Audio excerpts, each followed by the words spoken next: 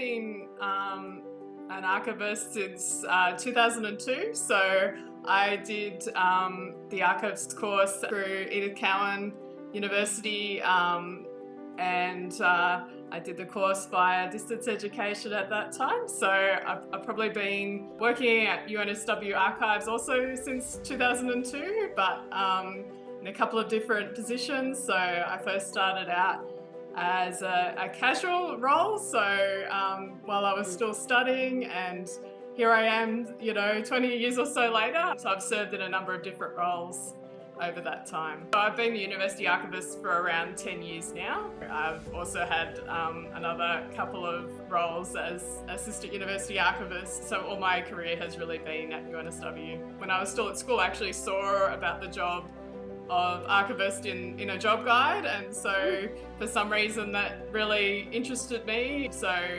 I did do an undergraduate degree in history, and then I decided to do the graduate diploma in archives. So I probably had more of a straight progression rather than the way some people move into it from sort of more unexpectedly.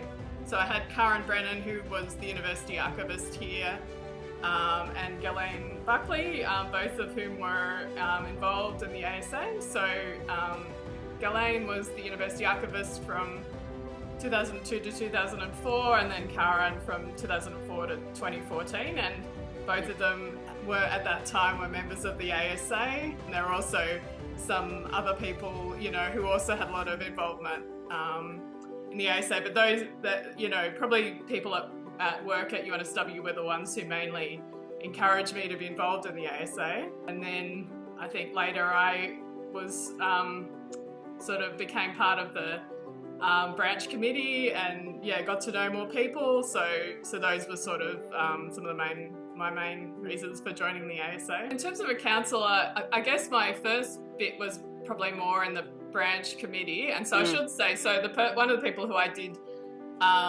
the archives course with was Julia Mand. So I've known her for a long time, and we also were together on the branch committee sort of in New South Wales for probably like the mid to late 2000s, and then later when Julia became a president, she had asked me if I was interested in being on council, and so that's how I sort of ended up being on council in the end. I think there was a few sort of perhaps vacancies around at that time, but was actually at an AGM or something like that. So the first was the Directory of Archives, which certainly was not established by me. It had been in both print and also on a website before, but it had sort of languished for the past 5 years or so before I came on council. It was decided that we would put together a new directory and sort of try and scrape the information from the old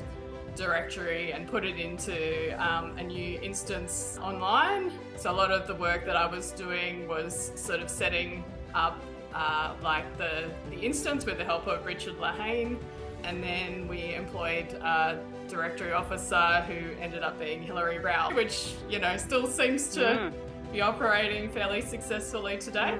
The digitisation of archives and manuscripts, which I manage with the help of my own UNSW library colleagues here, and also ANU with the assistance of Joanna Sassoon. We're doing the project of clearing all the copyright for all the past A&M issues to hope sort of put forward so that it could be online later. Another project, I guess, was involved with the and again, I didn't commission these or anything, but some of the online learning courses, getting those together and launching them too. So those were probably some of my main projects while I was on council. Well, I think it is bringing a lot of the like-minded people together, because I think if you haven't brought people together, often those sorts of projects can't ever really happen. A lot of the other achievements the ASA has is that it usually isn't just one person on their own doing it. It's usually like a group effort. So I think it's a really important thing that the ASA has, that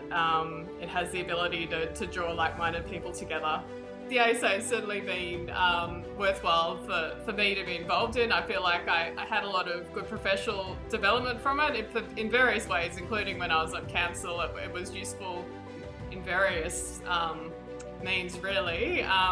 And yeah, just having all the support, I guess, of other ASA members over the years. I have also really enjoyed being a part of the University Archives SIG, which has always been valuable to me too, just to get a sense of what people are doing at other universities, and continuing to keep people interested and involved with the society, I'd say, is probably the biggest challenge, you know. I don't know if that's changing over time and whether people have the same opportunities to be involved in something like the ASA. I mean, I do hope so, but yeah, I guess it just depends as to what people's work is like going forward in the future.